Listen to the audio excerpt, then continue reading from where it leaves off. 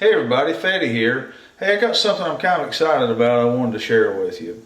Have you ever had those times when you think to yourself, man, I really wish I had a light switch right here? The house is already built, the wiring's already done, the drywall's already up, and you want your light switch right here. There's not going to be any easy way to get that light switch from here to there or to turn this into a three-way switch.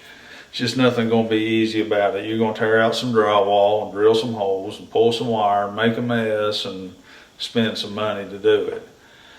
That's what happened to me with this room. I'd always planned that this room was going to be a small little bathroom and I'd have a corner shower right here. And because the corner shower was going to go right here, I was going to have a door that would open this way. And because the door opened this way, I wired a switch on this side of the door. Well, through the process, I decided that a better use of this space would be to make it into a laundry room for my washer and dryer. I still have a toilet and a sink, but the washer and dryer seemed to be more important to have in here. Well, the problem with that is with the washer and dryer, the way it is there, opening the door this way will interfere with the doors on the washer and dryer. What do I do now? The only choice I have is to put the door on this side. Which that's fine. Now the door's on this side. I've got plenty of room. I can stand out here and, outside the door and deal with my laundry and load it up and all that kind of stuff. And it works out great that way. But the problem is to get to the light switch, you got to walk in and kind of wiggle around the washer and dryer and move your way around the door and get to the light switch that's behind the door. And that's just not a good layout. And it wasn't going to work for me. So I've been kind of putting it off. And I knew that I had to get a switch on this side. And I was about this close to just tearing into it and ripping out drywall and doing it the old-fashioned way, doing it the hard way. And I thought, well, I'm going to look around and see if anybody's got any ideas on how to do this. And what I found is you can these days buy switches that will wirelessly, remotely turn a light on and off. And I didn't even know such things existed, but they do. And what I found was a lot of different products. And I found a lot of marginal reviews. I found some that people were saying that they didn't work good if you had your circuit was wired in a series, it wouldn't work good, or if you were using an LED light, it'd get hinky. So I found some things out there that bothered me a little bit, but I finally came up on a product made by a company called Skylink, and the product is Skylink Home SK-8, and I'll put a link in the description box so you can click on it and go read more about it. But anyway, I bought this product. It was $42. I bought it on Amazon one day, had it the next day or a couple of days later. And I get it and I start studying on it. And it's a really cool product. The way it works is you have a module, and this module goes in your switch box. And that module, I guess, is just kind of like a garage door opener. It just sits there all the time waiting for a signal to come from this switch to tell it to turn the light on and off.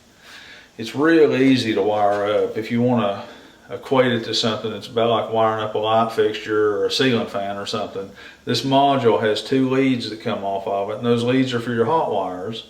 And all you do is twist the leads around your hots, and that's it. Since it's a switch, your neutrals are already tied together, your white wires, so you don't need to worry about those.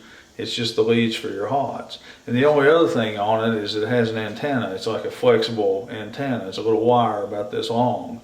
And you have to run that antenna down into your wall. And the way you do that is just punch out one of the tabs in the back of your box, or you could drill a hole or whatever, pick your poison. But I just punched a tab out in the back of my switch box, and you just feed that wire down into the wall. After that, it's just a matter of mounting, programming, and then mounting this wall switch. Now this switch doesn't recess back into the wall. It's flat. It just mounts on the wall. It has a little watch battery in it, so I guess you'll have to change that every couple of years. But you program it. The directions are real easy. You just program it so that the two units talk to each other, and you mount this to the wall. And what you end up with is a light switch that works every time. I've had no trouble with this thing. you may wonder how far away it'll, read or, communicate. When I was playing with this thing, I took it plumb over to the other end of the shop. It's probably 35 feet away, and, switched it on and off, and it worked every time. So I know that paying 42 or 43 bucks for a light switch is, it's a pretty expensive light switch. But if you think about what you'd have involved in moving that wire from right here to right there, in terms of time and money and aggravation and mess, it's $42 well spent in my book. So what I'm going to do is I'm going to move the camera around, and I'm going to pull this switch out, this module, so you can kind of see how that looks and how it's wired up.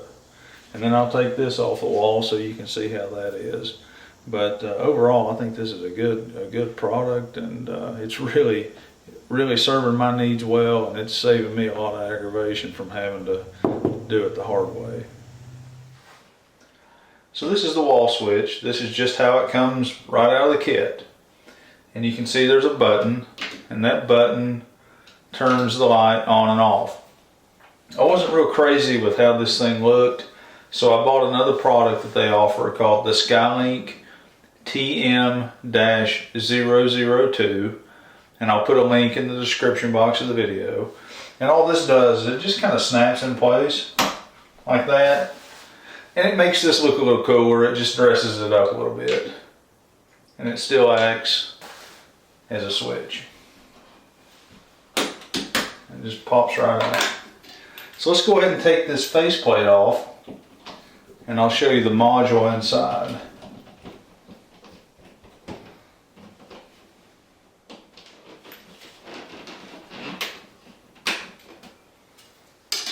So there's the module inside the switch box.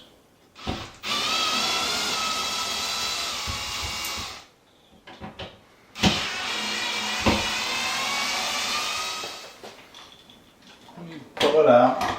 Now I'll move the camera around so you can see the wiring. So let's talk about these connections. There's not much to it. This is the little antenna wire that feeds down into the wall. The green wire is your ground wire. And all these connections, you just twist the wires around and put the wire nut, twist the wire nut on them. Now the black wire, that's your line side. That's the wire that's coming in that's always hot. And the red wire is the load side. That's the wire that goes out to your fixture. Now I happen to have a red wire to a red wire, and the reason for that is this is 3-wire Romex, because of the way that I wired this particular circuit up. You will probably not have that. You'll probably have 2 black wires coming in. So you're going to have to find which one is line and which one is load. And the way that you can do that is put a voltmeter on it, and whichever wire always has juice on it, that's your line side. And whichever wire is dead until you turn the switch on, that's your load side. So that's really all there is to it. This is the wall switch right here. You can see it's just a little slim line unit that mounts flush against the wall. There's a faceplate, and behind the faceplate is the switch, and there's just a little circuit board in here. That's all there is to it. A little watch battery right there, and a little programming button right here, and that's how you program this unit to talk to this unit. That's all there is to it. Just mounts flush against the wall, and it just works. So this is a really good product. It's reliable. It just works, and it works every time. If you think about the amount of money you'd have involved in relocating a switch from here to there, the money you'd spend on this switch is nothing. It's a bargain. And better than that, what would you rather do? Would you rather spend an hour, tops an hour, installing this unit, or would you rather spend a day tearing out drywall and pulling new wire? And that don't count patching the drywall and letting it set up and painting it again. That's day 2. To me, this made perfect sense. Hey, I hope you enjoyed the video and maybe got something out of it. Remember, if you do like my videos, give me a thumbs up. leave me some comments, and subscribe to my channel. Thanks for watching.